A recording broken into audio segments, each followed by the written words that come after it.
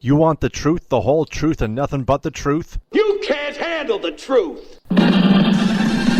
Well, we're giving you the Michigan Sports Truth, the show that is honest, reveals the facts, truth, and statistics, and does not mess around. Follow me, Taylor Phillips, on Twitter at DT2Phillips. Email me at TaylorGatorPhillips14@yahoo.com. Follow Ed Smith on Twitter at EdSmith313, and go to our website at MichiganSportsTruth.com. Also like our Facebook page, The Michigan Sports Truth, and join our Facebook group with the same name. The Michigan Sports Truth podcast on Spreaker is also available on iHeartRadio and SoundCloud. Also a subsidiary of Sports Radio Detroit, thus available on iTunes and Podbean.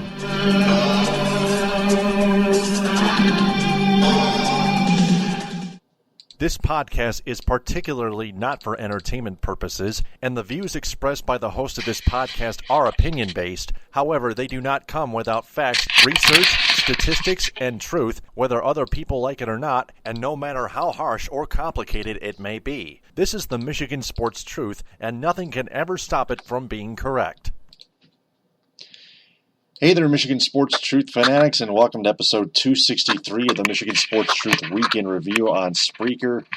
I'm Taylor Phillips along with Frank Vajcner and Jeff Fortinberry. How's it going, guys? Going well. Good, thank you. Good, all right. Got Tigers to recap in the Week in Review, plus a few notes to go over, including J.D. Martinez and Jacoby Jones and Francisco Rodriguez, who was definitely imploding. Unlike a few pitchers in that bullpen who have been on fire as of late.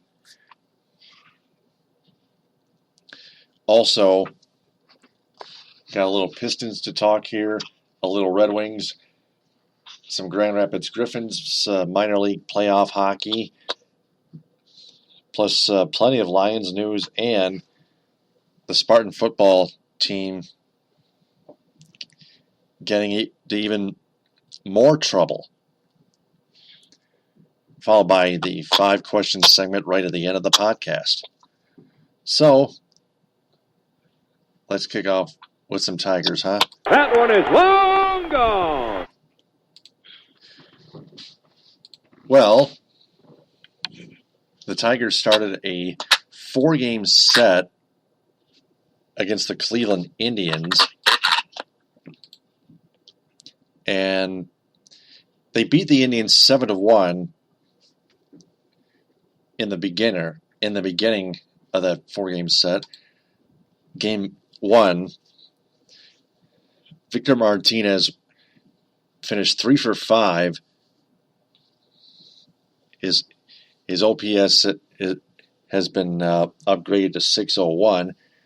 Tyler Collins with a 3-run home run, 2 for 4 with a walk. Alex Avila, 2-run single in the 5th inning, 1 for 3 with a walk. Daniel Norris, just an earned run on 5 hits, 1 run allowed. And also Anibal Sanchez, 2 scoreless innings pitched, only 1 hit, no walks, 3 strikeouts. And then Tuesday, the Tigers beat the Indians again 5-2. Miguel Cabrera returned to the lineup, hit a 2-run home run in the 3rd inning. Victor Martinez went 1 for 3 with an RBI single and a hit by pitch, which got him on base. Justin Verlander was back to Justin Verlander. 7 innings pitch, just 2 runs, 4 hits, 4 walks, though, and 5 strikeouts. That's the one part that's not him, walking 4 batters. But other than that, Justin Verlander did just fine. Justin Wilson gives up only a single in the scoreless inning after a week ago when he gave up that 2-run home run to Melky, that solo home run to Melky Cabrera and the RBI triple to Avisail Garcia a week ago against the White Sox. Francisco Rodriguez got the save, gave up only a hit but drew a walk. allowed 2 men on, making it look very interesting as usual.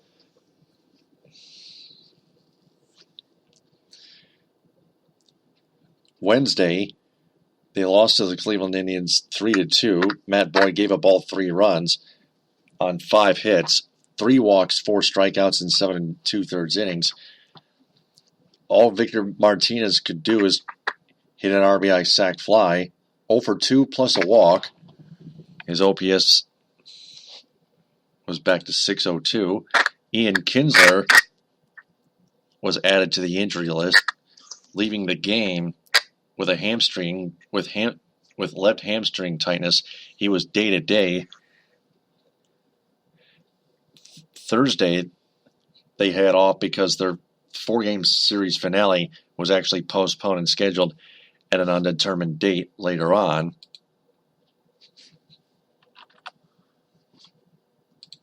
And then Friday, they went to Oakland, beat the Athletics 7-2. Michael Fulmer, 8 innings pitched, just one run on 2 hits, on 2 runs, 1 earned, 8 hits, only 2 walks and 9 strikeouts. But Nick Castellanos committed his 6th error of the season. It was a throwing error, but Nick Castellanos recently, earlier the past week, before that, committed 3 errors in 1 game. That was on a Wednesday in that 3-2 loss. Nick Castellanos starting to really fall apart defensively.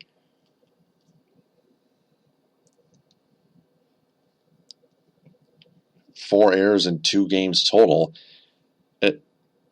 It's Nick Castellanos' his glove and his bat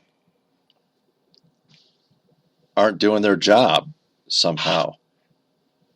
And we're going to stop right. We're going to pause right there and have Frank chime in first, and then let Jeff Fortinberry have his turn to talk. Frank, Nick Castellanos can't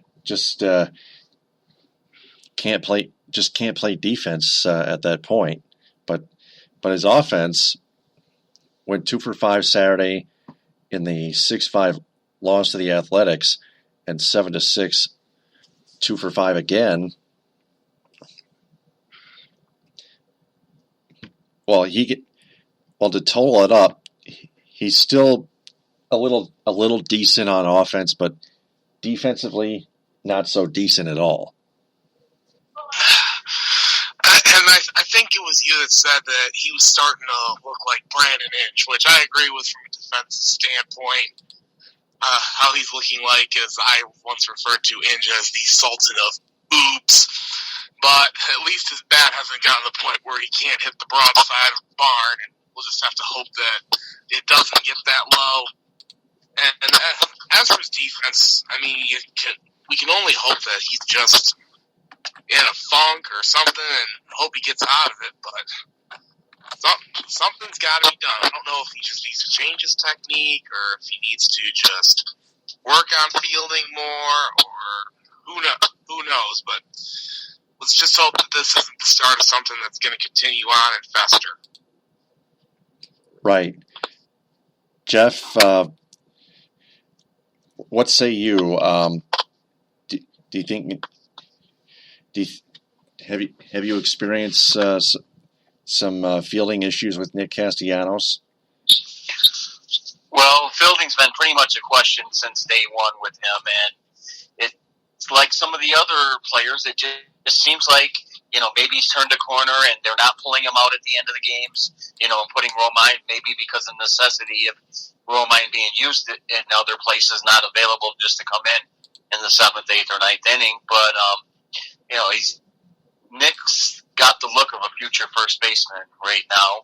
Maybe Miguel Cabrera, after a few years he might be moved to first base, if Miguel finds his way to being DH. But it looked like he started to, feel better. And then I guess sometimes things like this just get in your head because, mechanically it looks like something you could fix, but boy, if it starts weighing on you mentally, then the trouble really starts.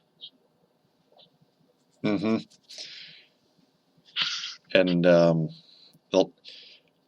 And we got to keep an eye out for Nick Castellanos' defense the rest of the season. It's still a long season, but we're going to have to see what happens with Nick Castellanos down the road. But 6 errors in about 1 month is unacceptable. Kind of like you can compare to K-Rod's 4 blown saves, which I'm about to get to soon. Francisco Rodriguez, as I was going to mention, blew 2 saves in a row. Saturday night in that aforementioned 6-5 loss to the Athletics, that night he was 1 strike away from ending it.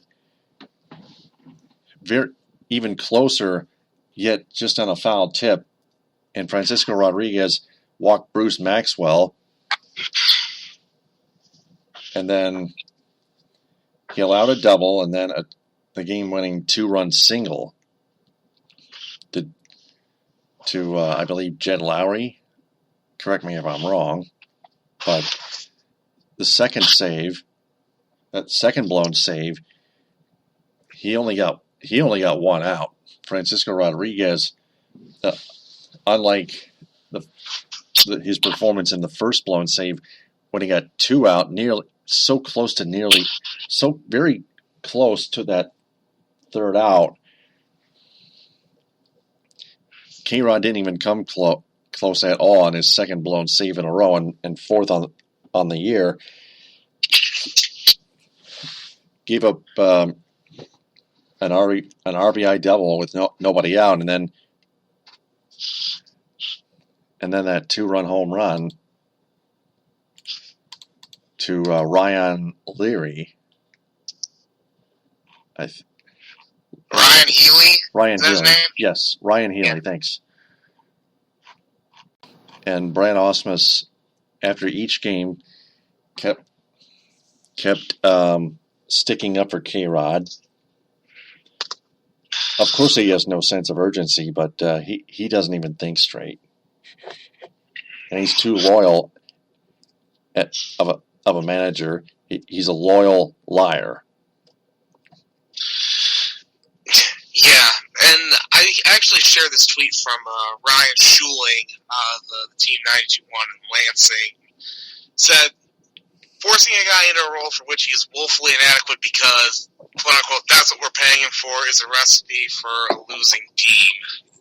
And, I mean, I think Jeff even mentioned it, too, when we were talking beforehand, that that Ausmus is already on his way to committing managerial suicide, and he has basically just signed his own death sentence at this point. Jeff, what say you? Well, I mean, I've watched, K-Rod, and I've watched him fade, and it just looks like another closer's come to Detroit to die. I mean, you can just see, today he was showing it looked like batting practice. I mean, no other way about it. He didn't. The other night he was 1 strike away, but let's look, even some of his saves this year, he starts out, get those 2 easy outs, and next thing you know, gets a few pitches thrown, they see him, and even a save turns into an adventure. It seems like his arm doesn't have anything left. Just looking at a guy that has nothing. I mean, I think Sanchez is throwing better than him right now to tell you how bad it is.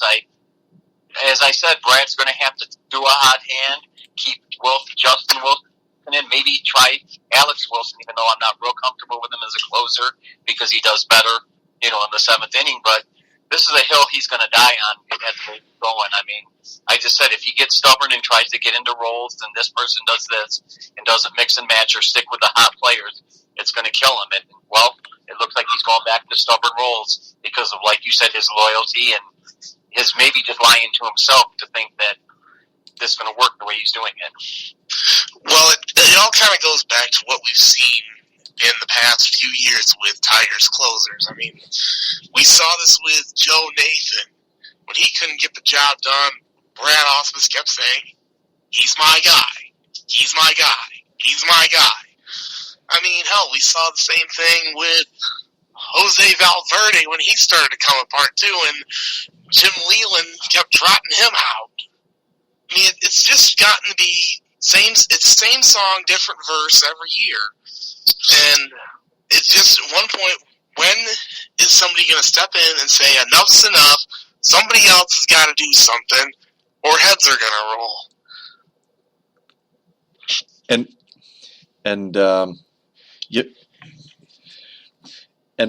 You got to wonder, in totality, comparing to Brad Ausmus sticking with K-Rod and Jim Leland, and Brad Ausmus sticking to Joe Nathan in 2014, and Jim Leland sticking to Jose Valverde in 2012 and 2013. You got to wonder if Chris Ilitch, the Ilitch family, Mike Ilitch was pulling the strings with Dave Dombrowski and Jim Leland just to continuously prove their loyalty. And now it all passes on to Chris Ilitch after Mike Ilitch died, especially. Chris Ilitch, Al Avila, the current Tigers general manager, and Brad Ausmus pulling the loyalty strings with K-Rod, and once before, Joe Nathan. I mean, it just kind of makes you wonder if Chris Ilitch really gives a damn about the team. I mean, I think everybody knows that Mike Ilitch, he cared. He wanted to make sure he put out a good product on the field. But it seems like Chris Ilitch is just sitting there on his butt doing nothing. And I understand people don't like it when owners have their fingerprints all over the team, but there is a point where if the owner's just sitting there, they're doing nothing and says, you know what, this is making me look bad. I at least got to do something here, or shake the tree. I mean, it's the complete opposite extreme of an owner who would basically keep his hands all over everything. Yeah, as an owner, you have to be able to find that balance where you put your input where it's needed, and everywhere else, you keep your hands off and let the people that are doing their jobs the right way do their jobs. Right. And Jeff, you mentioned something lastly when you talked about K-Rod blowing the saves and Brad Ausmus sticking with him. I forgot what that was. I know we're on the air, but can you say that one more time? One more time, because you mentioned something that I was gonna mention. I was gonna at least mention because it led to something here.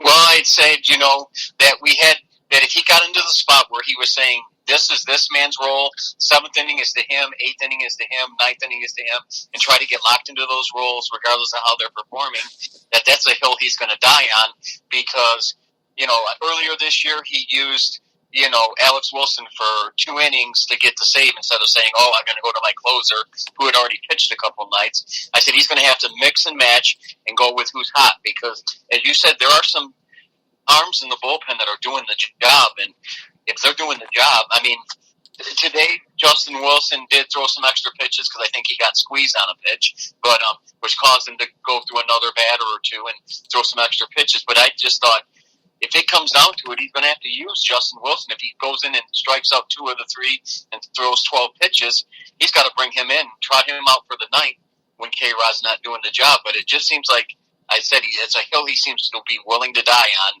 rather than just saying, hey, I've got a bullpen that may be thin, so if I've got a hot arm, I'm going to have to use him and get all I can get out of him in whatever role is needed at the moment.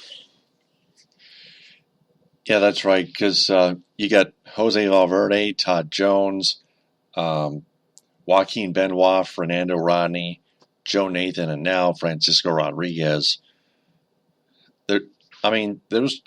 It seems as if every time we find a closer, especially a washed-up veteran, he just seems to not be the guy not be your guy every time. And maybe to add a point to that, when's the last time we've had a young guy? I mean, we look at a possibility of a Rondon, and then Zamaya blew his arm out. Matt Anderson blew his arm out a few years back. I don't know if you remember him. You know, these guys that look like they could be the closer for years, they seem to come in, and then Jimenez looks like he can't, throw a breaking pitch. So I just think that, what's causing this is we can't find a young guy in our organization to come through who hits us at 25, 26 years old and has several good years in his arm. We find we have to go overpay for a veteran, or we find the young guy at 22 or 23, and then the next thing you know, something happens and he blows an arm. I think we're just stuck in that cycle. We have been for some time. Right, because this closing role is the most important part of that bullpen, and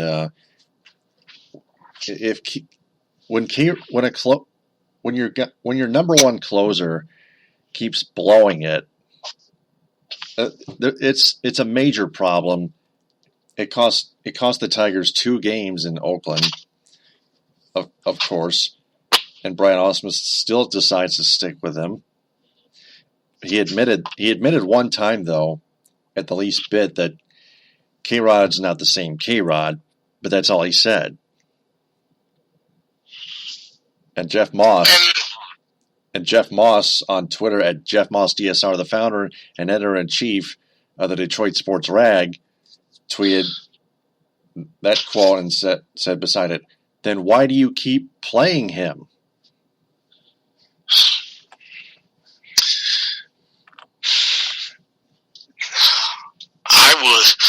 I would love to know the answer to that question, besides the fact that Brad Ausmus seemingly has his head where the sun doesn't shine. Right, because, again, the strings are pulled by the Illich family with Alavila on top of with that Alavila cherry on top of that shit Sunday.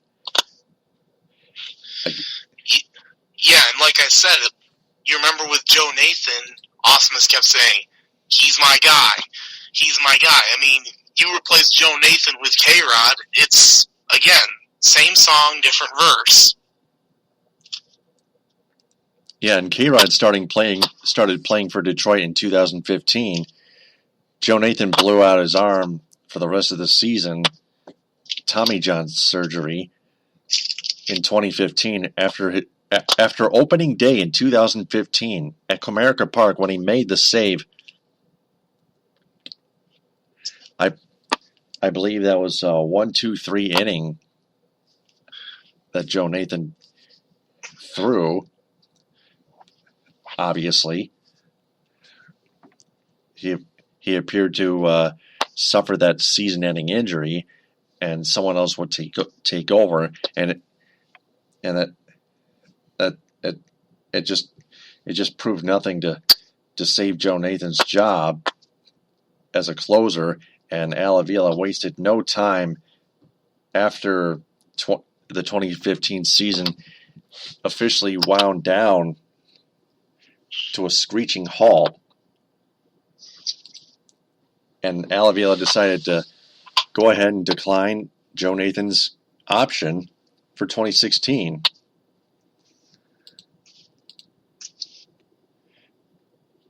Which I give Alavila props on for.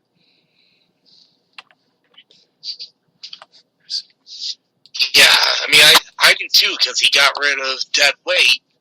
But the thing is, we've just seen him bring in more guys who are at or near the end of their career.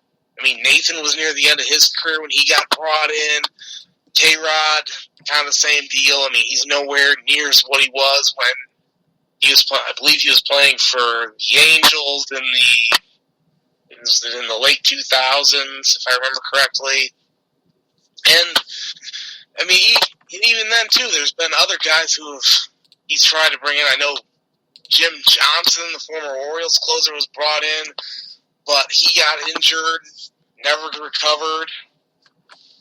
it's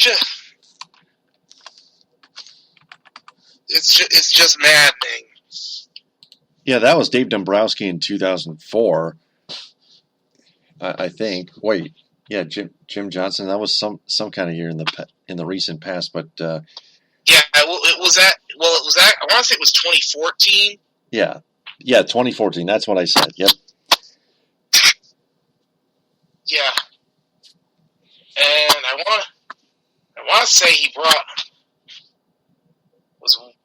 I want to say there was another guy who got brought in too, but name escapes me. I believe he was at one point the closer.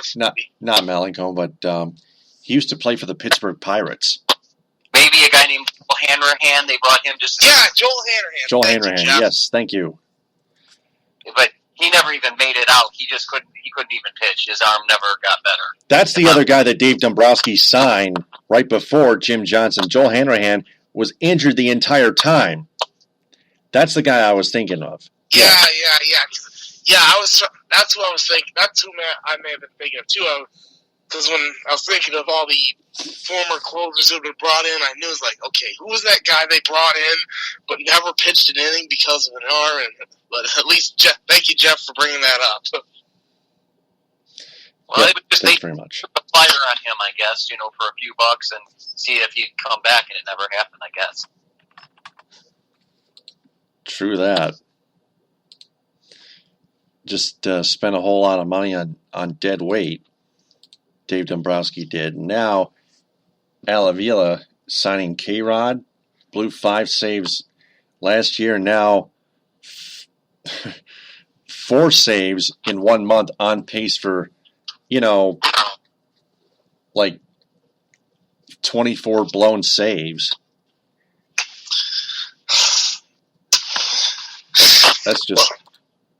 That's just aggravating and a laughing stock. Yeah, it's just a matter of when are they going to at least come to their senses and tell him adios. How about a trip to the DL? How about a trip to the DL with a tired arm or something to try to sort something out in the meantime, if they can do that? Hey, that'll work. That's where the Tigers bullpen usually goes to die. But speaking of the bullpen, there have been some bright sides on the bullpen. Justin Wilson and Alex Wilson, and Shane Green. Shane Green's been on fire. And now Blaine Hardy's pitching a scoreless inning earlier today.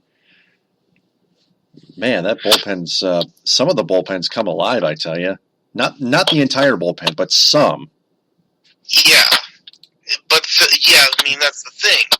You get a guy like K-Rod who can't do his job, and that makes the whole bullpen look bad when there's been guys who have actually gone out and shown they can get the job done, like Justin Wilson. You mentioned Shane Green's starting to come around. Even Blaine Hardy's been decent. So, you get... It's just like the old saying, one bad apple spoils the whole barrel. That's pretty much been the Tigers' bullpen. You get a bad apple like K-Rod, and it makes everyone else look bad when they've gone out and done what's been asked of them. It's kind of like a roller coaster. You take that slow, steep ride uphill, and then when K-Rod comes, that's when you go downhill so fast, like it did earlier today in that 7-6 walk-off loss to the Athletics. Ryan Healy, the game-winning 2-run home run after that easy game-tying RBI double. K-Rod just keeps throwing one piece of cheese after another, and the A's don't waste any time blasting him, even if it was a flyout included in that only one out that K-Rod got, evidently. A line out, mind you. It wasn't a flyout. The guy... Lined out? Yeah, that's right. He drilled it to right at Upton, and it just was an atom ball. So Yep. he didn't even good on anything. Yep. Thanks for the slight correction. It was a line out. Yes, to Justin Upton. Yeah. Yeah. I turned my head over my left shoulder just in the nick of time to see that on my big screen in my apartment living room here. That's where I broadcast my podcast, the Michigan Sports Truth, by the way. You can follow me on Twitter at DT2Phillips. Follow Frank Vajcner on Twitter at Frank_Vajcner. Jeff, you don't have a Twitter, do you? Yes, I do. I just don't know. I very rarely use it. I'm mostly a Facebook person. But I'll try to, I'll message you that as soon as I can. All right. But at any rate, like you pointed out, Frank, one bad apple spoils the entire basket of good apples. And I put it this way, the high roller coaster ride goes all the way down low so fast. Yeah. And I just saw a tweet from Tony Paul of Detroit News. He said, give it till May. May would have been better. K-Rod can't close another game. I say, preach. Amen. Of course, yeah. Yeah, especially Tony Paul knows a lot better than Brad Ausmus. Tony Paul is still a beat writer that has the guts to criticize and spew out the truth, no matter how comfortable it may be. Kind of like Ryan Schuling, but most importantly, Jeff Moss is never afraid to dig out the rotten diamonds in the rough, in the sand, and in the lands of Arabia, near the pyramids of, or maybe the sand in the pyramids of Egypt, one of the two.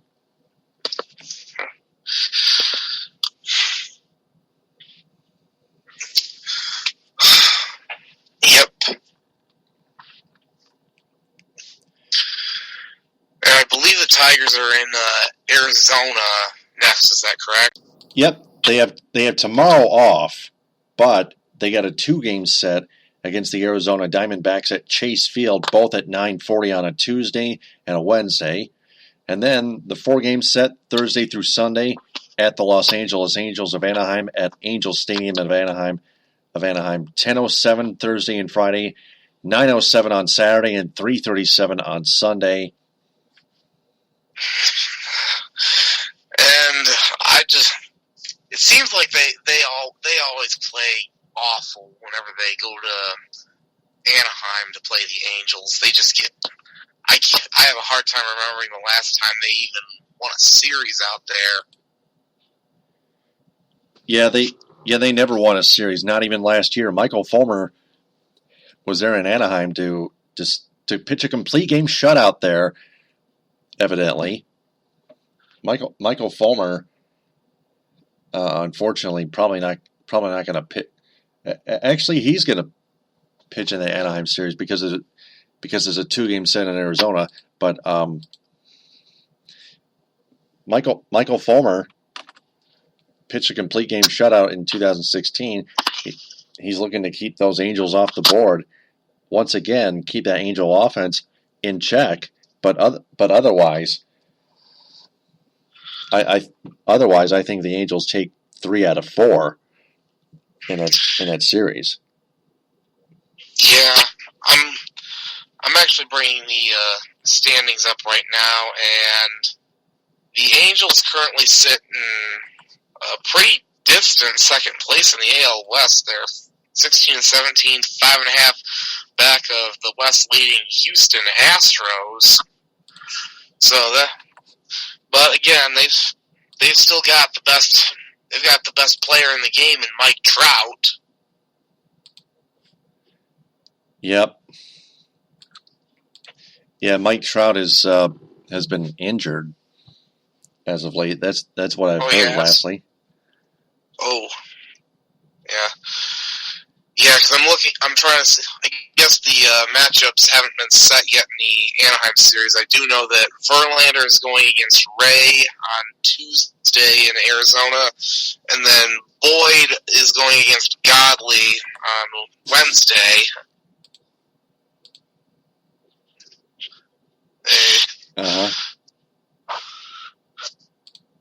We'll see how the series against Arizona goes. I'm going to look at the NL stand, the National League West. I can scroll through on my phone. Diamondbacks sitting in third place at 18-15, 2.5 back of the NL West leading Colorado Rockies. Wow. Who would have thought the Rockies would be leading the West at this point in the year? Yeah, the Rockies have come alive, but the Diamondbacks are chasing them. Yeah, they're actually tied with the Dodgers right now, so NL West is looking like a pretty tough division. Of course. Well, isn't there a lot of 500 teams, Frank? I mean, you're looking at the standings, but it seems like there's a whole lot of teams within 1 or 2 games of 500 up or down right now. A log jam in baseball right now. Well, you mentioned that, Jeff. The Diamondbacks are 3 games above 500. I look at the NL Central, and holy mackerel, that division, you've got the Reds leading that, 3 games above 500. And then 4th place, the Milwaukee Brewers are sitting right at 500. And looking at the NL East, only that division is not good. The Nationals are running off a 6.5 game lead, and the Mets are next close at 2 games below 500. And then the American League, the Angels are only 1 game back of 500. Mariners 2 back of 500. The Rays are within a game of being a game back of 500. And in the AL Comedy Central, well, the Tigers are at 500, and then the Royals are sitting at the bottom of the barrel at 10-20, which I am a little bit surprised. I figured that either the Twins or White Sox would occupy that spot. Mm-hmm. Yeah, that's why Detroit's even in this. We could be looking at them being buried already, but because of how awful our division is, it looks like they're going to painfully compete, at least close to compete all year. Of course. Well, think about this. This is actually a good situation for the Tigers' sale by Chris Ilitch. In order to have Chris Ilitch sell the Tigers, and he will, to make it more possible, the Tigers are going to have to lose more games, and thus tank to somewhere in the bottom of the pack in the entire league of Major League Baseball. I wouldn't quite estimatedly want the Tigers to be the worst team in the league. The Royals already are the worst team in the league, 10-20 in last place in the AL Comedy Central. 10-20, yeah, that's MLB's worst right there. But Chris Ilitch has to sell. Therefore, the Tigers have to lose games, just like the Red Wings have to lose games. Like they did when they missed the playoffs finally. and even then, and they still. I don't know if you saw what I had posted on Facebook, not to get off topic, but the Red Wings ended up winning the draft lottery by 1 number. Yep, and we're gonna get to the Red Wings right after the Pistons.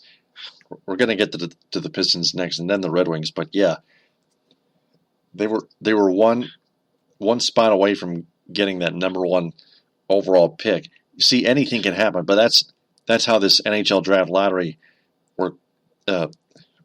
system works. Mainly because normally it's because of good luck or bad luck for any team, but karma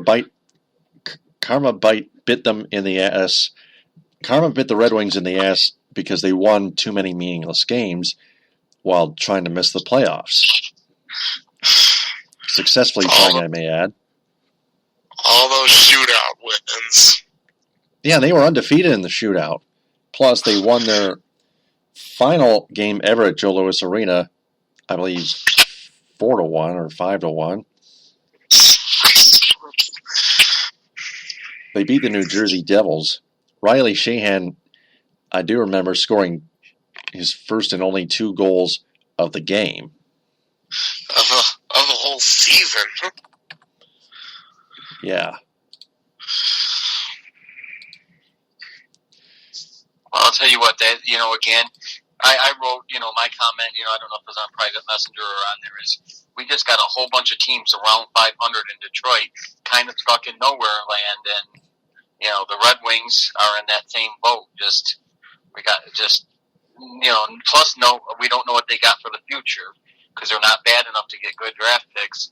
At least the Lions got some good players for being bad for so many years, but it doesn't look like the other teams are going to be able to do that.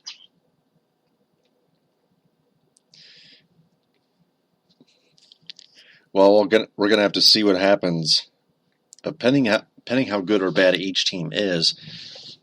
As we see in our crystal balls down the road, we're still gonna have to see. It's always a wait and see approach. It's a long season, 162 games, but me mentioning that leads me to something. The Tigers have a wide chance to tank, even with a $200 million payroll roster, which consists of Miguel Cabrera, Justin Verlander, Victor Martinez, and Jose Iglesias and whatnot, and Ian Kinsler, and Alex Avila, and JD Martinez. By the way, this is JD Martinez's last year in his contract. JD Martinez is starting his rehab assignment in Toledo already, and if all goes well, according to Brad Ausmus, JD Martinez might rejoin the Tigers in the majors next weekend, or the upcoming weekend. But then the question becomes, when Martinez comes back, who do you send down? Do you send Jim Adduci down, or you send John Hicks down? Hicks is down, I think. Oh, okay. So narrow it down to Adduci, and there's another, or just DFA Mikey Matuk. Yeah, he hasn't done much. Because I'll admit, Jim Adduci's been hitting the ball pretty solid. Of course. I wouldn't want to send that hot bat down, get everything you can get out of him until he shows that he can't hit anymore. Right. At least use Jim Adduci as a backup. Can he play anywhere but the out? I mean, can he play the infield at all, or is he just an outfielder in DH? He can play outfielder, actually. Adduci's got a freaking cannon. As we saw, Adduci throws lasers. He even just barely gunned down Chris Davis trying to stretch a single into a double. Evidently, it looked like Chris Davis, according to the replay, was safe, but the call was out. The A's challenge. The umpire has reviewed it, and the league office of Major League Baseball headquarters in New York told him to make the call stand. Adduci obviously, luckily, got rewarded by it because his replay shows to why Chris Davis looked like he was safe, because Chris Davis beat the tag, not the throw, but the tag by Jose Iglesias. We had one of those with Miggy the other night that, by all accounts looked safe, but the call was out and it stood. So it seems to be like the NFL review. If it's not decisive, you got to stick with the call on the field. And Frank, you understand that too, because you said it. He looks safe, but you can't you couldn't, destroy them for not overturning it. Yeah, unless it looks absolutely beyond a shadow of a doubt indisputable, then the call's going to stand. And I understand as an umpire too, who even though I don't have the benefit of replay, there's a lot of those close plays where you're splitting hairs on. No doubt.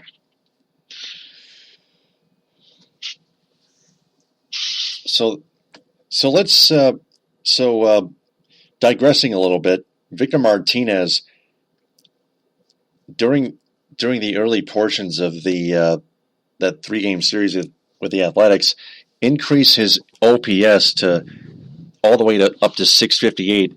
After Friday's game, it was 652 compared to James McCann's then at that point 648 OPS, and now Victor Martinez with James McCann getting the day off.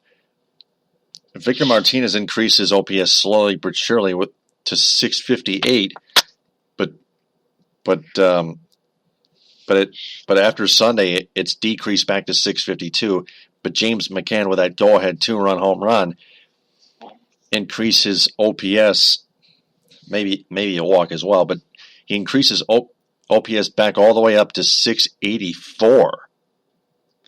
Maybe McCann hasn't gotten as many at bats as Victor Martinez has. McCann has not played every day, unlike Victor Martinez. So that's why the McCann's OPS percentage has gone way up rapidly, unlike Victor Martinez's OPS. That can either increase or decrease by so little. And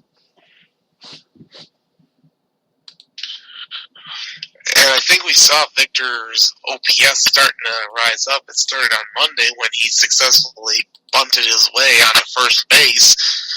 And I know that you and me and Jeff Moss of the Detroit Sports Rag have been referring to him as corpse smart because he hadn't been getting the job done, and then all of a sudden he bunts his way on, and everybody kind of caught flack for it. But the thing is, bunting his way on, that was actually a smart thing to do. I mean, they overshifted. He saw an opportunity, he took advantage of it. Now, I just wish he'd do that more often and pay more attention, and his OPS would have been higher.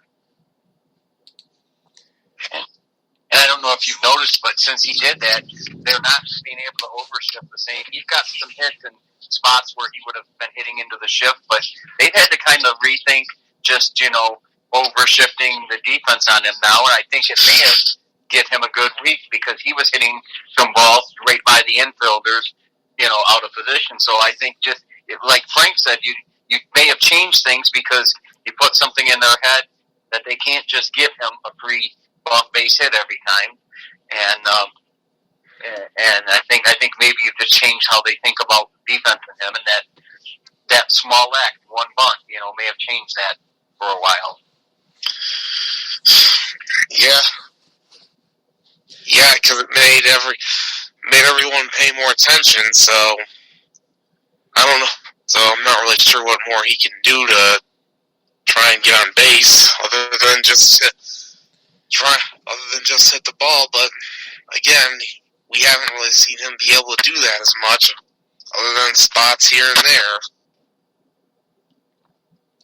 Let's go back to JD Martinez a little bit. JD Martinez had his rehab stint shifted down to the AAA Toledo Mud Hens because he's been progressing. Like I said, he's going to come back. He may come back next weekend. They also reinstated Jacoby Jones and sent him to AAA Toledo so he can have a little rehab conditioning stint of his own. So both JD and Jacoby Jones are progressing. That's what we've learned earlier in the late innings of today's 3-game series finale in Oakland.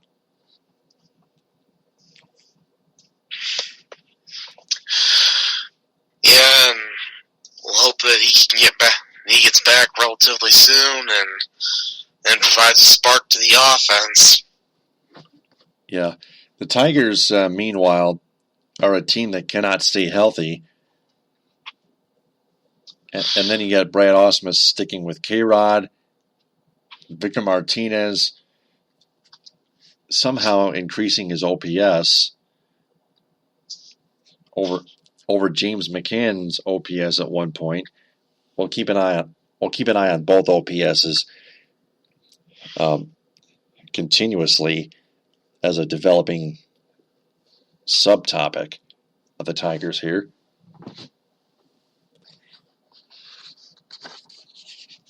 But I believe that's all Tigers talk, actually. So we're going to transition to basketball.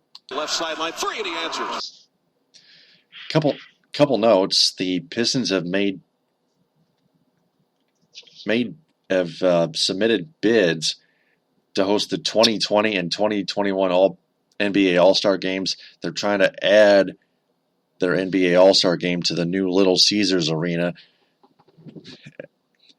The Pistons have never hosted an All-Star game at the Palace. Unfortunately, that will never happen. But they have hosted an All-Star game in the Detroit area at the Pontiac Silverdome, where the Lions used to play. But that's it.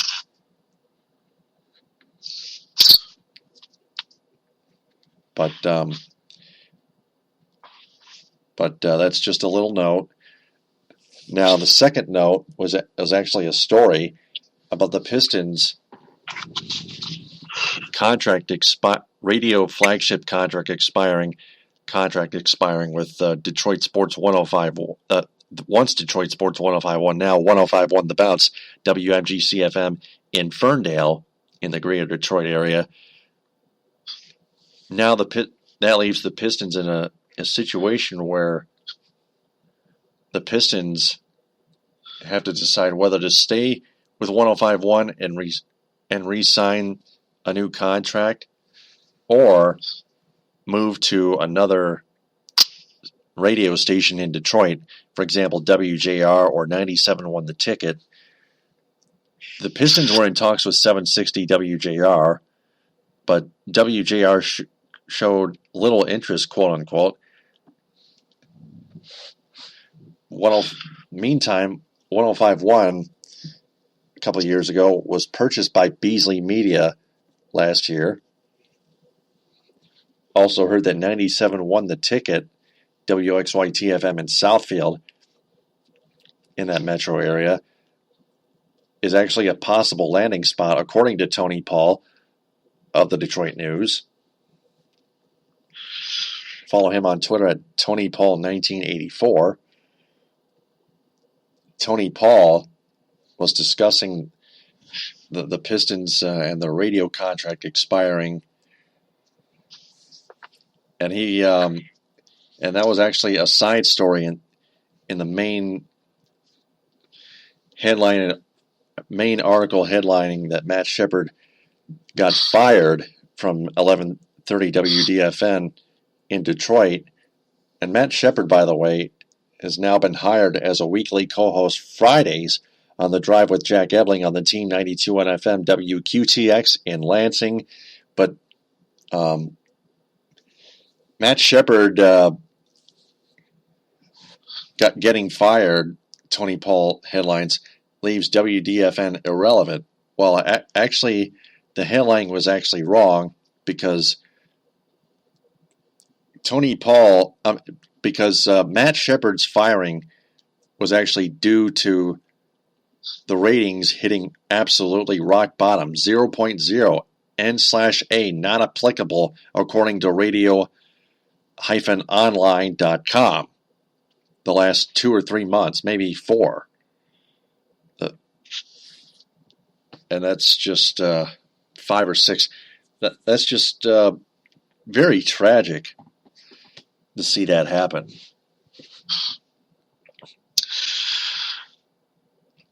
But the Pistons. The thing is, Yep. Sorry, go ahead. But the Pistons still are in a situation where they have to stay with 105.1 or move to another radio station, whether it's WJR or 97 Win the Ticket. But that's part of our 5 questions segment at the end of the show. But back to Matt Shepard. Frank, you were going to say something. Go ahead. Well, I've tried to pick up 11:30's signal in the past, and the only time where I can do it is if I'm like right close to Detroit. I think there was a time I was actually driving up in around Westland, and I was able to pick it up. But I mean, the thing is, hardly listening to AM radio has gone the way of the buffalo. It seems like. I mean, the only time I'll listen to AM radio is if I've put WJR on, because they're the flagship station for Michigan State football and basketball. So that's about the only time I'll tune in.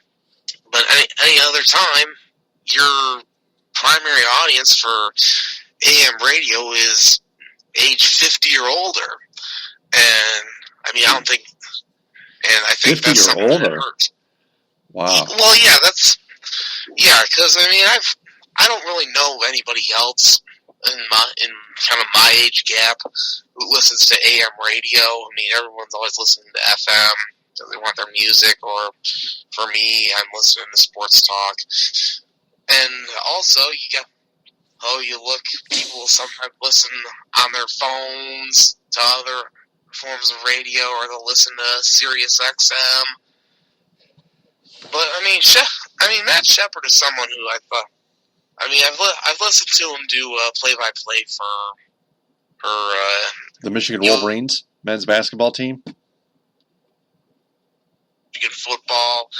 I mean, I think he does a nice job doing play-by-play, but Eastern Michigan football. Yeah, the Eagles. Yeah. But continue. Yeah, but the fact that he was pretty much doing a show on AM radio where hardly anyone's ever listening to, though, I think that was really something that was his undoing. And now, I mean, I'm honestly happy to see that he actually was able to find another job in Lansing and working with Jack Ebling part of the time. So, well, hopefully he can end up picking up a better gig somewhere. But also, sports talk in Detroit is pretty much, it's a monopoly. It's 97.1, and that's it. Yep, just 97.1, asking a whole bunch of non-sports topics, especially on the Carson Anderson show, Benedict and Raquel. Yeah, I used to listen to them a number of years ago. Now, it's hardly ever. I mean, the only time I tune into that is for Mike Valenti, because he's seemingly the only guy on that station who's not afraid to tell it like it is. Right, except he just keeps on trolling the fans and not treating them with any respect. That's something I've been accused of, too. Yeah, Frank. But nonetheless, though, here's the thing: is he comes from a place where they're not afraid to have some expectations and standards, and just making the playoffs or playing 500 ball is not good enough. And he's dealing with a bunch of people who are just happy with a feel-good, mediocre, maybe slightly entertaining team, and he's not. And that's, I think, where the rub comes in between him and the listeners. Yeah, that's absolutely true.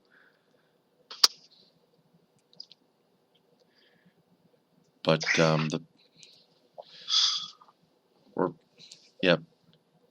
Frank, you were going to say something?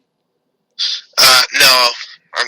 Oh, okay, yep. So I guess that's all Pistons talk, and now just a little Red Wings note here.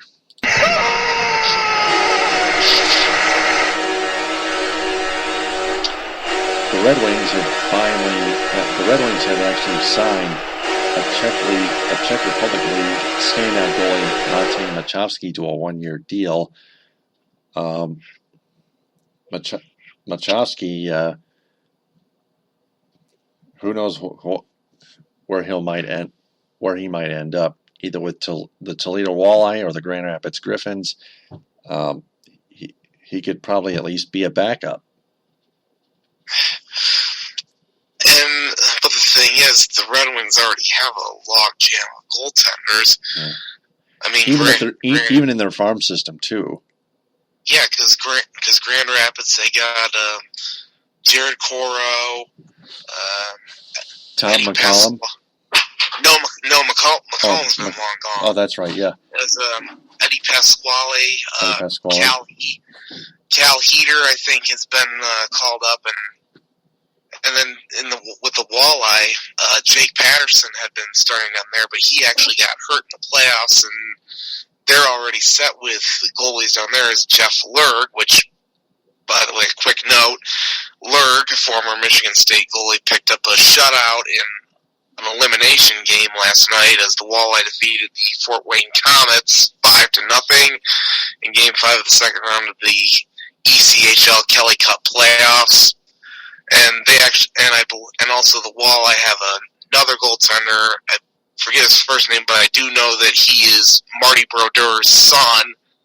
It might be his youngest son. True. Mm-hmm. Yeah, so I mean, you've already got guys who are everywhere else. So unless you see somebody like Pasquale or Heater possibly moving on, or maybe even if Jeff Lerg doesn't stick around in Toledo, then possibly Machovsky could have an opening to play and get some time and at least do something. I mean, it was an interesting signing because it seemingly there's goaltending is pretty well set everywhere else at all levels of the organization. Well, do you think it'll help facilitate a move of Mrazek or Howard and try to get something in return for one of those guys with that much depth beneath them? I honestly don't think it will, because for one, you're bringing in a guy. Well, he played in the Czech league, which is where I believe Mrazek came from first. But the thing is, he was somebody who was solid. I think it's just more of a depth move by them. I don't think it's going to facilitate any moves. But then again, it all depends if Las Vegas takes Jimmy Howard in the expansion draft or not. That's been the rumor swirling around in the mainstream. Not in the mainstream, but like pretty much everywhere on social media and online. Jimmy Howard to Las Vegas Golden Knights.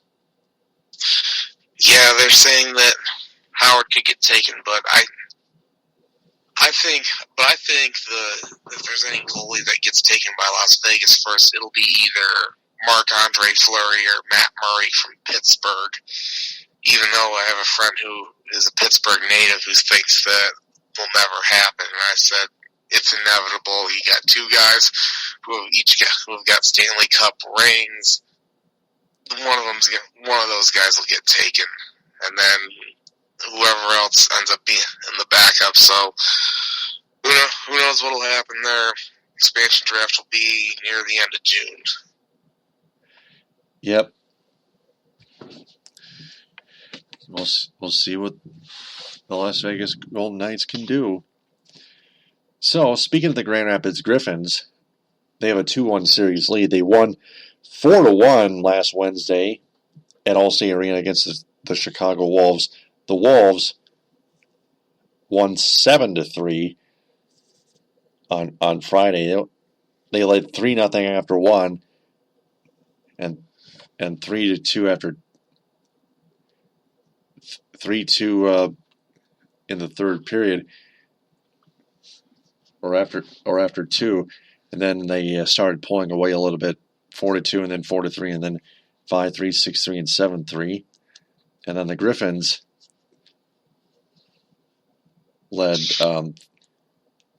led 3-0 after one. And appeared to have survived a comeback by the Chicago Wolves, and they got an insurance goal, and then they won 4-2. So, Game 4 Monday, it's at 6 o'clock. Game 5, I believe, as I check on GriffinsHockey.com. Where the Sam hell is it? There it is, GriffinsHockey.com. Game 5 is not until May 13th at 8 o'clock. That is going to be on a Saturday.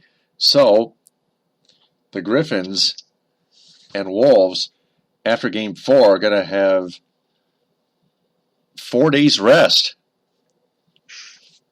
In a playoff series? That is ridiculous. Yeah, that is kind of strange. I mean, usually you don't get that much rest unless you taking care of a team early in the series and you're waiting for your next opponent. But 4 days off in a whole series, that's unheard of. Because I do know that the Toledo Walleye, the Red Wings, the ECHL affiliate, they won't be playing until May 12th, but they're waiting for Game 1 of the Western Conference Finals. They're going to play they're waiting for the Allen Americans or Colorado Eagles whenever that series wraps up. But I mean, I don't understand the logic with the American Hockey League just deciding we're going to randomly put a 4-day break right in the middle of the series. That makes zero sense. Could it just be a money thing where they want a bigger draw on a Saturday night? Is that a possibility? I wouldn't rule it out.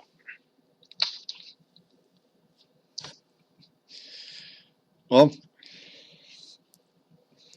a lot of wait-and-see approaches to stand by on as developing stories. That's part of what the Michigan Sports Truth is about.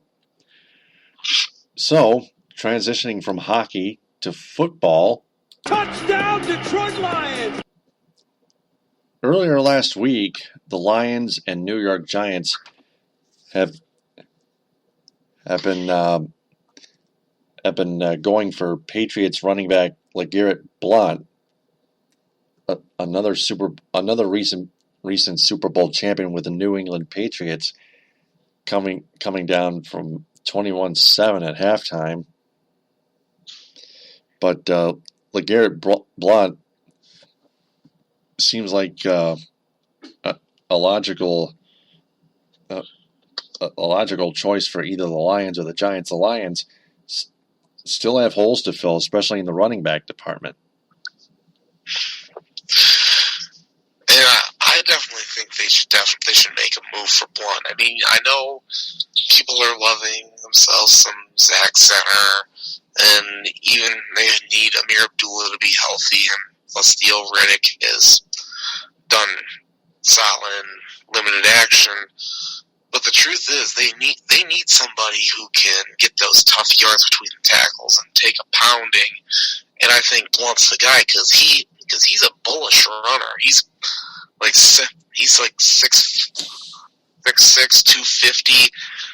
He can get you those tough yards.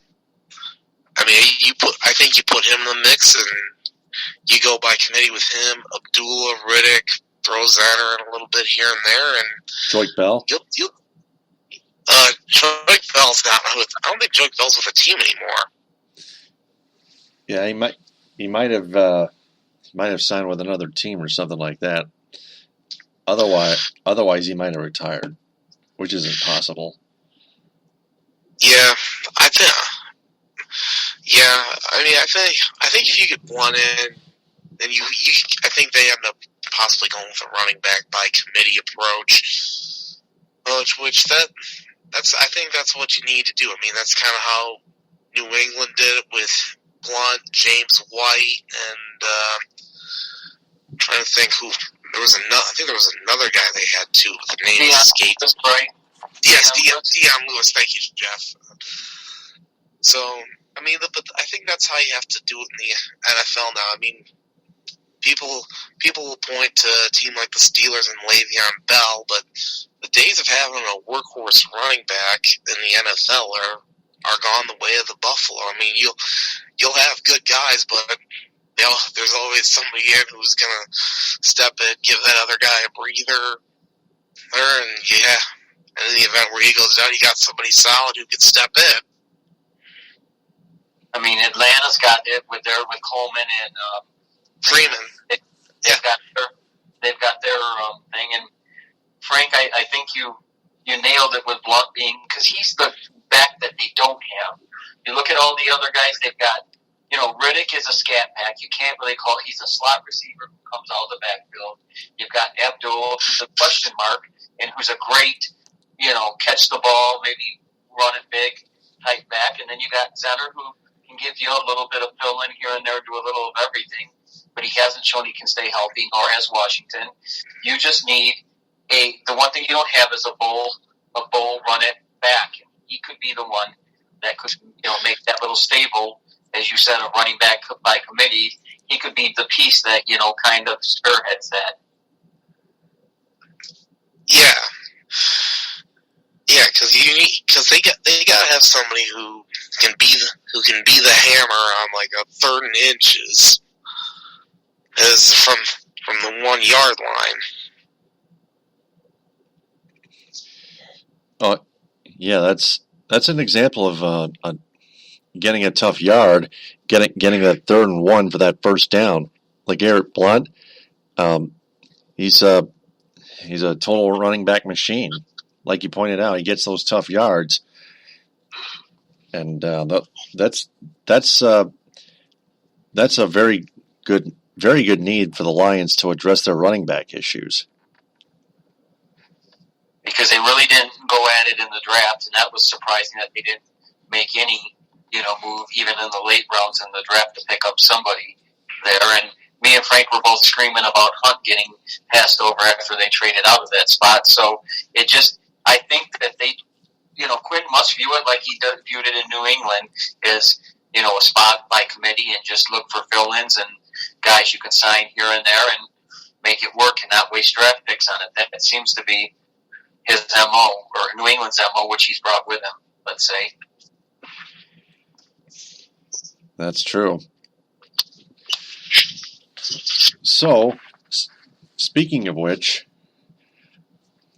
the Lions could be looking at yet another wide receiver next year in the offseason, because the Buffalo Bills have declined wide receiver Sammy Watkins, his 5th-year option in Buffalo. Sammy Watkins, as Carlos Martinez of the then podcast, the Detroit Lions Kool-Aid Corner, pointed out on our Facebook page, the Michigan Sports Truth. He posted a comment and pointed out that Sammy Watkins wanted to come to Detroit in 2014. And I think at least a shred of that is still there in my crystal ball. Sammy Watkins might come back to Detroit, because that's another hole the Lions need to fill in the wide receiver position. Just another nominee to replace Calvin Johnson, along with that other wide receiver that they actually drafted.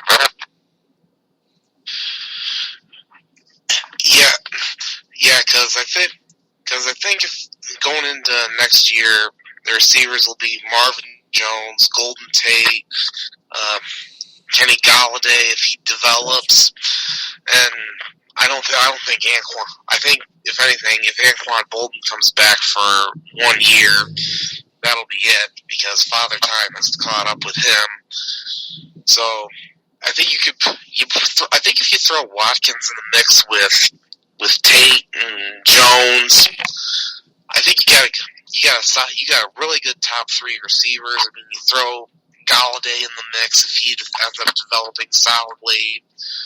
So you get him in, and then I think you got plenty of guys for Stafford to throw the ball to, and I think the Lions would be pretty well set. Watkins helped, is it not? Is that kind of the big reason Buffalo didn't match up that option? What'd you say, Jeff? Speak up for a bit. I just said that the health of Sammy Watkins is what seems to be in play, and the biggest question is he healthy enough, and maybe that's why Buffalo has declined that option to wait and see if he's going to be okay or not. That's another good point. Sammy Watkins has to be healthy enough to come to Detroit and perform the way he needs to be. He needs to perform to help the wide receivers out, to help the offense. But also at the same time, if he were to come to Detroit, would he be expected to be the number one option, or would he end up being like the 2 or the 3 and not having to be counted on as much? Well, we don't expect him to be the number one wide receiver, Frank, but we still expect him to be a key contributor in the wide receiving department. Yeah, that's kind of what I was getting at. I think in Buffalo, when he went there, he was essentially expected to be the man there, and now he doesn't have to. He can just go out and do his job and be a contributor and not have to be counted on every single time. Right. So there's that. Also a little mention note here. Former Lion Pro Bowl running back Justin Forsett has retired after 9 seasons in the NFL. Played for the Lions also as a punt returner and a kick returner as well. And then, yep, go ahead. I was going to say, wasn't he famous for? He was the one playing for Houston when Jim Schwartz challenged the touchdown thing, or his knee down, challenged the scoring play, and it was refused, and he ended up getting a touchdown, or his knee is down. Wasn't he of that fame also? Yeah, that play was unreviewable. It took place in the 2012 Thanksgiving Day game in Detroit, the early Thanksgiving Day game in Detroit. Jim Schwartz threw the challenge flag too early at that point. That was a premature reaction by Jim Schwartz.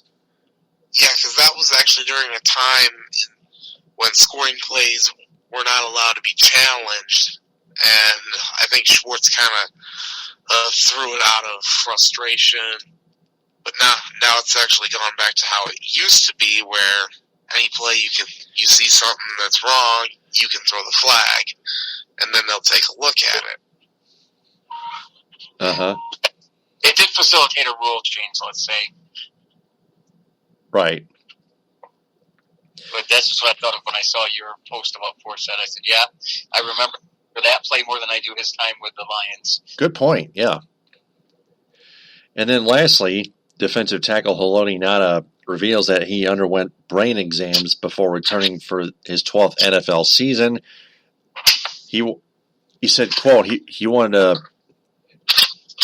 to raise kids. He wanted to make more. I don't know if it has to do with him making more money, but I think maybe it had something to do with his health, which was more important than trying to help a team win, a historically bad team win. I really think he's just trying to be more proactive with his health and say, you know what, if I'm going to keep playing, I want to make sure that I'm healthy enough to keep playing first. And if I got any problems with me, then I need to get them taken care of. So, I think it's a good move on his part. And I think you're going to see more of it, too. We're watching guys, that seemingly have years left who are starting. Kelvin Johnson, our own, but Patrick Willis, we're just seeing some guys who are just saying, maybe J.J. Watt may be the next to do it, who are saying, wait a minute, we know we can make more money, but is it worth dying at 50 to 60 years old, or, not being able to remember things and all the things that come along? I think, like you said, Frank, it's proactive. People are saying, I've got enough money and I've taken care of things, so why risk, my quality of life on trying to get one more year out of my body?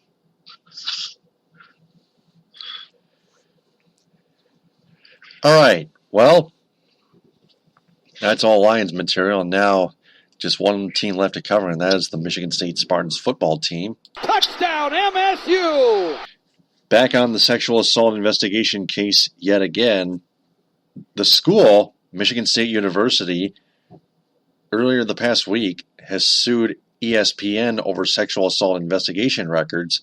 An ESPN reporter submitted a Freedom of Information Act request with the university February 10th, seeking all police reports containing allegations of sexual assault since December 10th of 2016, as well as records of arrests made between February 6th and February 9th. This was from the Lansing State Journal, according to court documents.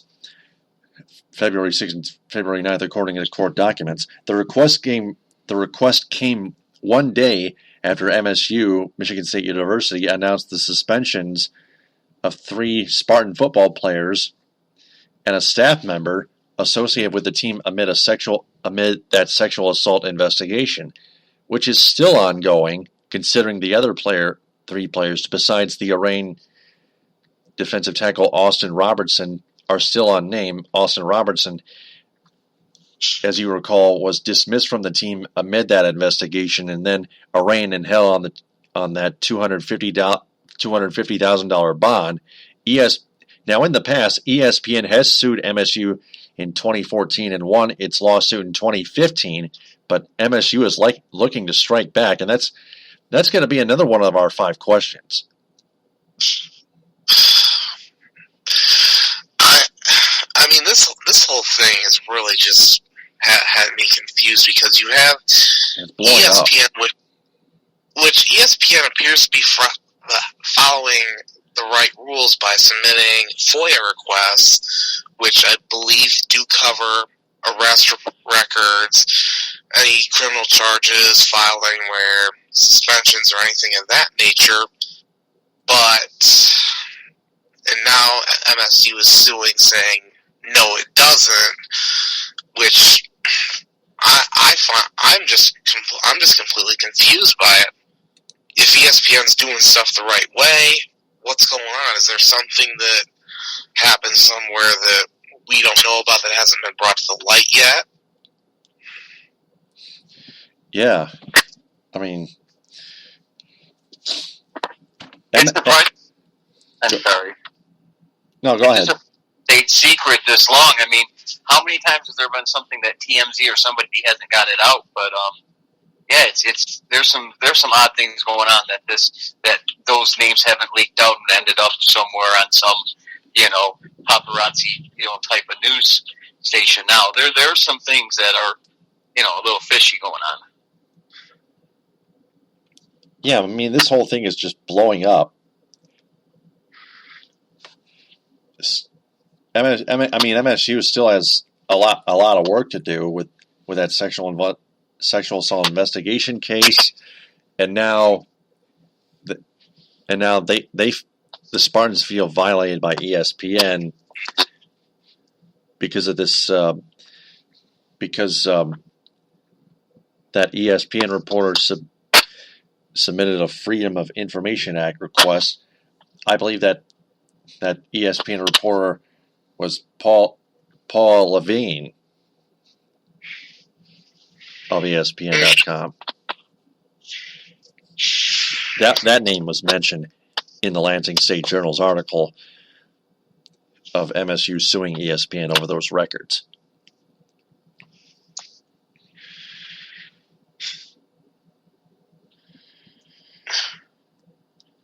So, the other note is aside from that investigation, that whole thing, Spartan football defensive lineman Demetrious Cooper was accused of violating a plea deal made on assault and battery charges. So this is actually another thing which still has something to do with legal trouble in association with the Spartan football program. The Spartan football team has gotten into a lot of trouble lately, but and it's highlighted. It's all masked by this sexual assault investigation, and now to add insult to injury, Demetrious Cooper gets into a different kind of legal trouble.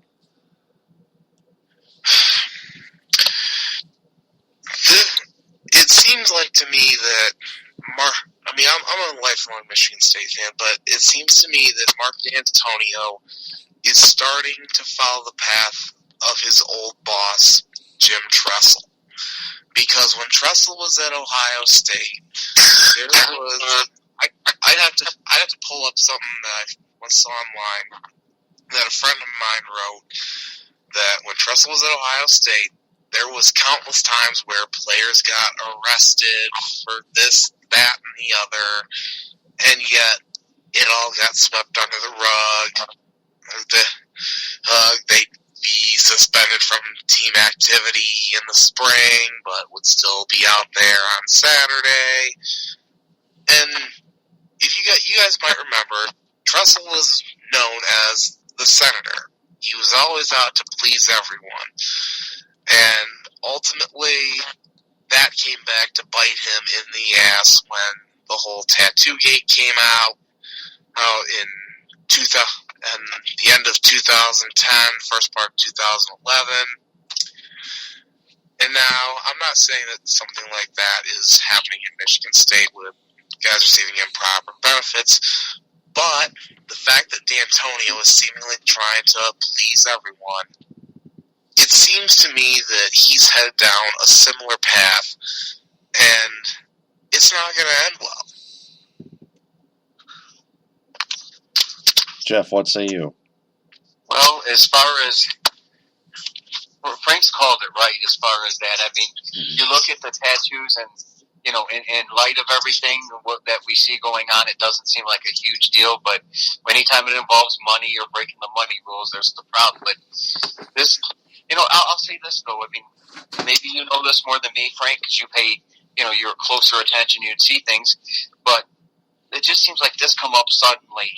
I haven't seen a huge pattern of bad behavior at Michigan State. Maybe there's more went on than I've seen, but it seems like he's had pretty good control for a while, but all of a sudden he loses control of the locker room last year, you know, and then it goes into this year and has a bad year. And then next thing you know, he loses control of what's going on outside. And then the assistants, you know, the problem with getting good assistants, it seems like it's just kind of all piling on him at once. Is that what you see, Frank, also? Yeah, because D'Antonio has been too loyal to his assistants. I mean, you look at Ohio State after this season. Kind of like John L. Smith being too loyal to his assistants in 2005 and 2006 and 2004. His assistants were Dave Baldwin and Chris Spielman. Oh, Jesus, please don't remind me of that clown show. Yeah. Mark D'Antonio used to be a tough coach over the years, but now we're going back to this. You are pathetic! Yeah, and I actually found the link that my friend posted about all the stuff that went on at Ohio State from the time Tressel was there. I'll post it. I'll post it in our group chat so you guys can take a look at it. Oh yeah, please do. All right. Man, oh man, this entire thing is, it's all gone. Everything has gone to hell for Michigan State football. I mean, The Spartans have a bad record, and now the sexual assault investigation, and now Demetrious Cooper, to put the cherry on top of the sundae, gets accused of violating a plea deal on assault and battery charges. And look, is it all on D'Antonio for this? No, because and I've said this too. He's got guys who are young adults, and it's not his fault that somebody goes out and makes bad decisions or does stuff that's stupid. I understand that he can't babysit the team 24/7, and he shouldn't have to do that, because these guys are old enough and smart enough to make decisions for themselves and understand that their actions have consequences. But when it gets to the point where you have bigger problems coming up and festering, something's got to happen here. And Frank, maybe this is, it seems like he's going to fall on his sword before he's going to get rid of people. If he'll go down with this ship, is that what you think?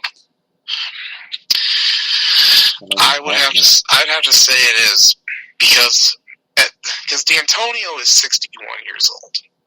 I mean, he took the job out in 2007 when 61 years old? Oh my god. Yeah, he's 61 now. He was 50 when he took the job. And at 61, I'm honestly not sure if he's the right guy to clean up all the mess, because that's going to put a lot more strain on him. And I know in the past he's had his heart issues. It was in 2010 we had a heart attack in season, which, bit of a side note, the doctor who actually performed the emergency surgery on him was the same doctor who did a similar procedure on a family member of mine a number of years ago. So, but the thing is, with his health, I mean, granted, he hasn't had any more issues since then. The fact that he's gotten older, stuff like that will wear on you, and it'll run you into the ground.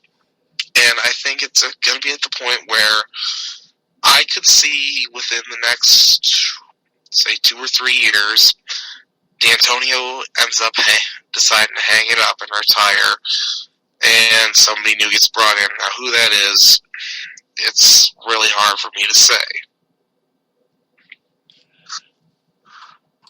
What about Narduzzi? Do you think he'll leave Pittsburgh, or is he happy with what he's building there? I mean, I would love for Pat Narduzzi to come back, but the thing is, he's been doing a nice job at Pitt this past couple of seasons, so it'll be interesting to see what he does this year. I mean, I'll even mention the thing with D'Antonio keeping his assistants around when they're not able to carry their water. You look at Ohio State this past season. They get shut out in the college football playoff. Urban Meyer says, I'm going to make changes. He gets rid of Tim Beck and a couple other guys, and he brings in Kevin Wilson to run his offense. Also, same college football playoff. Alabama kind of wheezes their way to a 24-7 victory. Nick Saban tells Lane Kiffin, even though Kiffin was on his way out anyway, he says, you're fired. You're not going to be calling plays for me in the national championship game.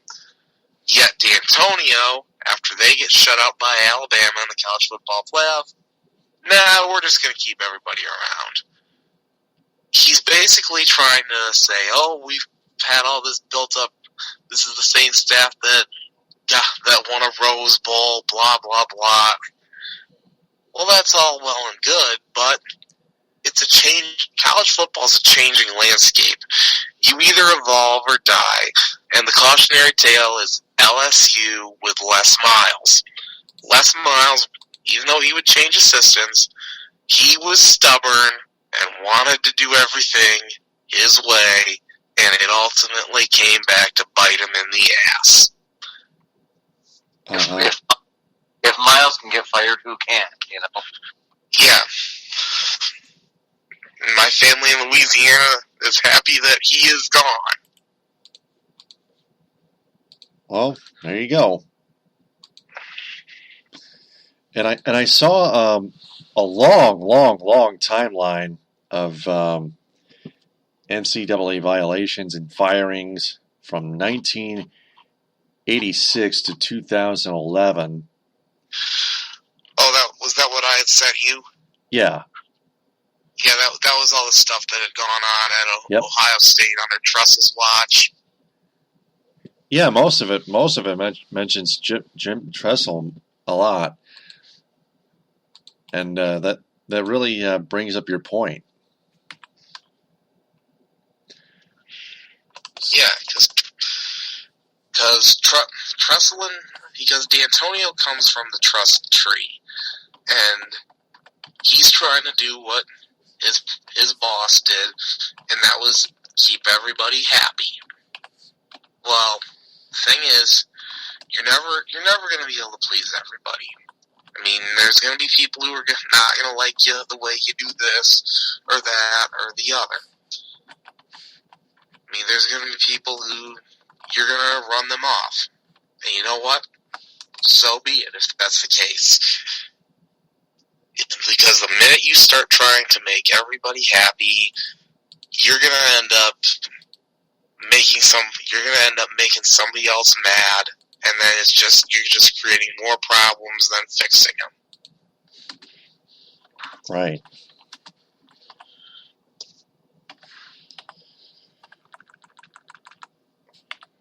Well, I think that's gonna. I think that's all the Michigan sports material that we've covered on this episode, and now it's time for the 5 questions segment. Are you ready, guys? I'm ready. It's time for 5 questions on the Michigan Sports Truth. Question number 1. How long will it take before Francisco Rodriguez gets taken out of the Tigers' closing pitching role?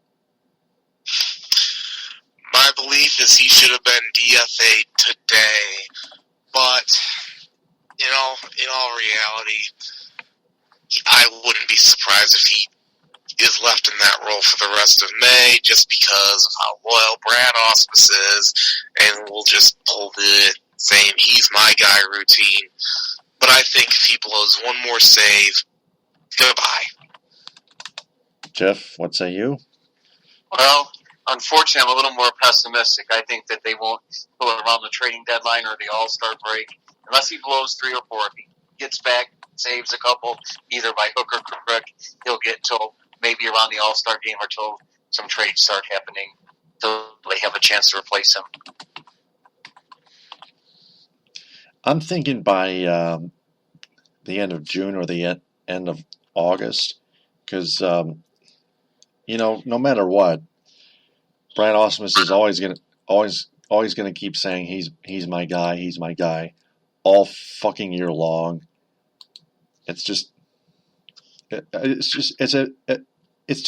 if nothing will ever change, especially in that department. Next question. Question number 2. As of right now, which Tigers player will finish with a lower OPS? Victor Martinez or James McCann? I'm going to have to say Victor, because even though he had his little spurt for the past week or so, you got to remember that he's not getting any younger, or he's real close to 40. I think his OPS is going to drop real soon. I mean, McCann, granted, he's kind of stuck in the 600s. I mean, could he have a rise up there? Maybe but not. I don't think he's going to drop off to what Micah Vilas' levels were last year. No, not necessarily. No, he's kind of stuck in there. Jeff, what say you? Boy, this one's a tough one because I don't think that Victor's going to stay around the 300 batting average, and it looks like he's getting singles. It don't look like he's going to be driving the ball a lot, and when McCann hits it, he's running into it. So I'm going to go with. Plus, I think McCann's going to get his batting average up better to help move up his on-base percentage part of it. So I think it's going to be McCann because I think he's going to hit better. When he hits them, it goes hard, you know.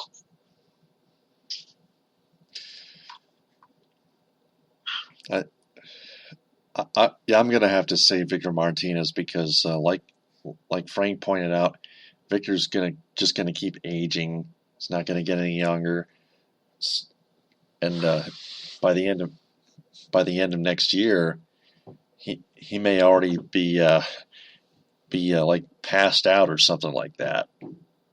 In my view, if the Tigers were to keep playing Victor through the end of next year and stick with him, especially in that fourth batting cleanup spot, which Brad Ausmus keeps using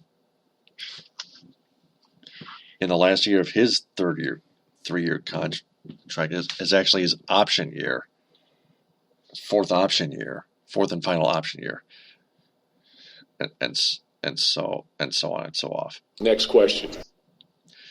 Question number 3, if the Lions were to sign one of the two following players, would it be LeGarrette Blount this year or Sammy Watkins next year? Frank?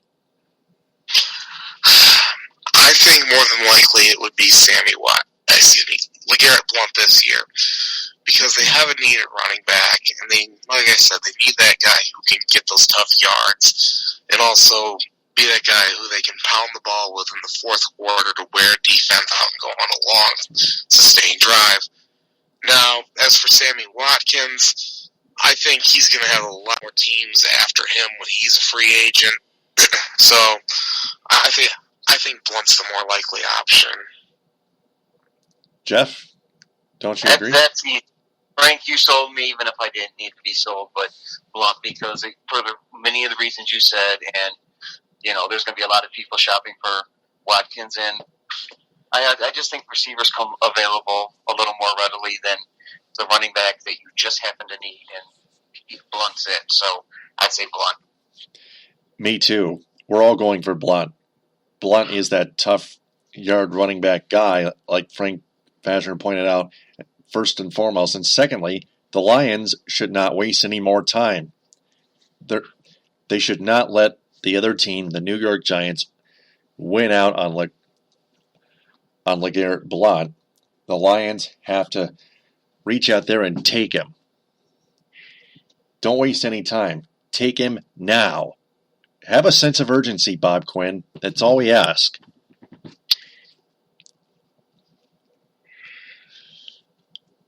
So, next question. That leads us to question number 4. Which radio station in Detroit can the Pistons be with? Can the Pistons be with starting in the 2017-2018 regular season?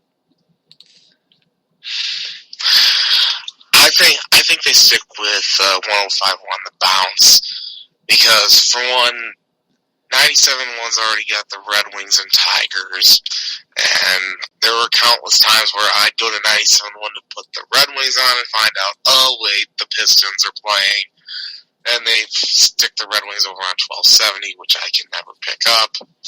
So if you want to get a clear broadcast of that, you had to either have NHL Game Center on your phone or the TuneIn Radio app with a premium subscription to hear it crystal clear. So I say if the Pistons should stick with 105.1 The Bounce, that way they're not having to fight over airways or bump another team to an AM radio station or anything like that. So I'd say stick with it unless there's another FM station that's willing to shell out more money.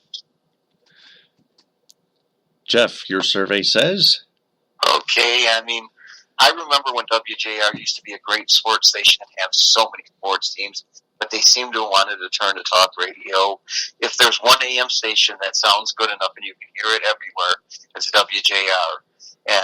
But it seems like they don't want to go in big. Like you said, Frank, they're doing your Michigan State. But 97.1's crowded. You can't, have the Wings, Tigers, and Pistons competing. There would be some times that you could have there'd be too many conflicts with it. So I'm thinking you got to stay where you're at. I actually agree. agree with both of you, especially with you, Jeff, especially in the winter sports department where the Red Wings and Pistons are playing at the same time. The Red Wings, and Red Wings and Pistons are playing the same season, the same type of natural season, outdoor seasons, which is fall, winter, and spring. The Red Wings and Pistons, if 97 won the ticket, were to air both the Red Wings and the Pistons in the same season, and they were to both play, and if they were to play in one similar night, which station would you find the Pistons on 1270 with no ratings? I don't think that would be fair because 1270 AM in Detroit has no ratings whatsoever. And 97 won the ticket. Well, it is not even a sports station, especially with a lot of talk show hosts, excluding Mike Valenti. A lot of talk show hosts not doing their fucking homework, never doing their homework. Especially Carson Anderson and Jamie and Wojo, all being a bunch of fanboys. This is why the Michigan Sports Truth, for example, is here, along with the Detroit, as well as the Detroit Sports Rag with Jeff Moss. And that's a mismatch. But the Red Wings and Pistons, if they were to play, again, they're both hockey and basketball. They're both winter sports.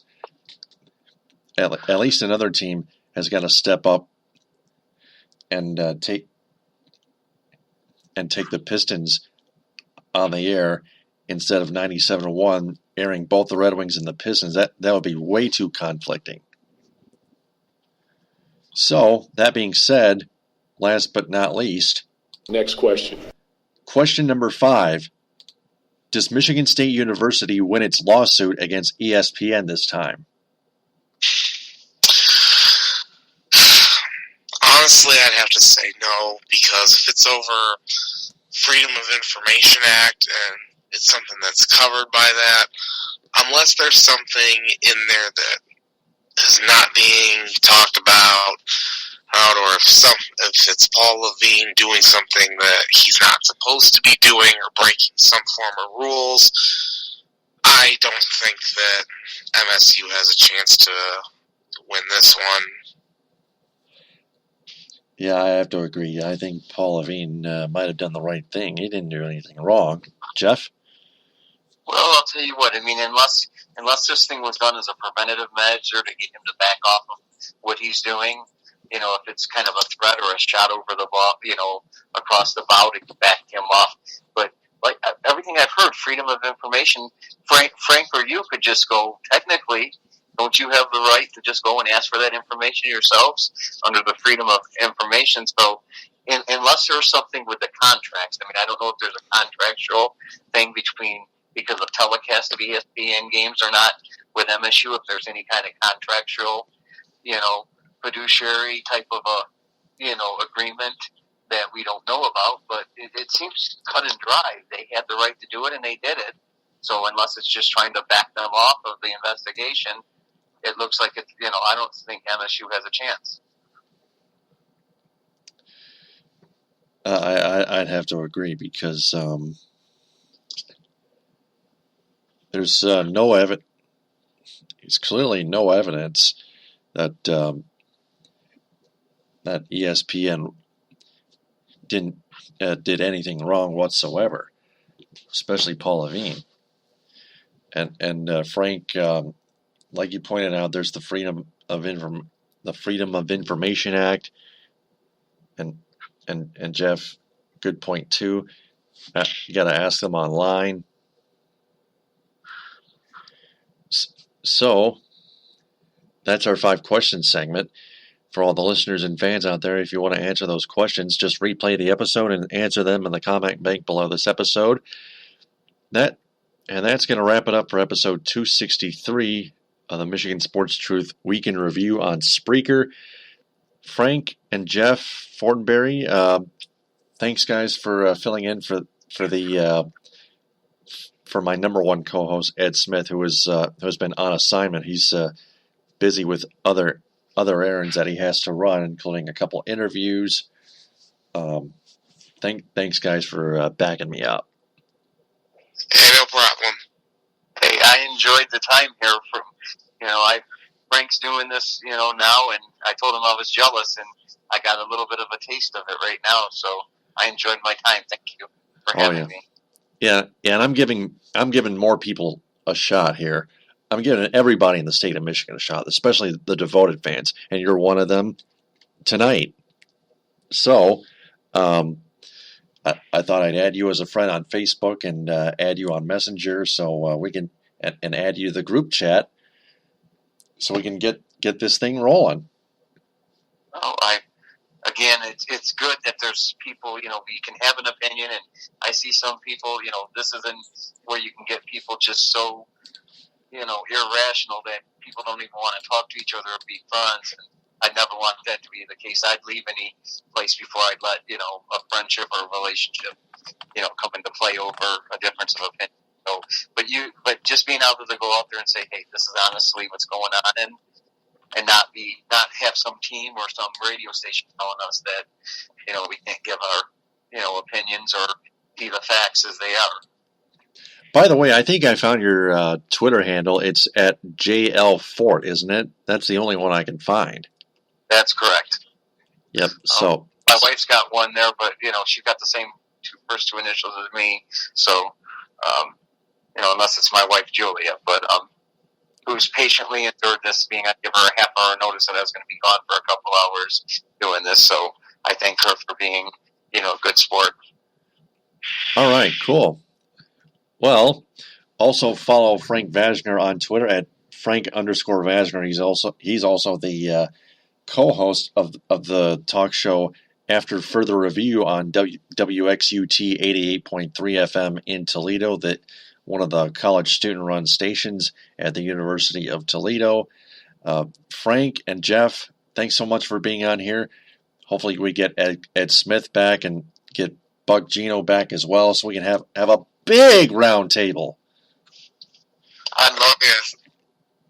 I'm looking forward to that. Put a hot controversial topic out there and see how much we can argue and still remain friends afterwards.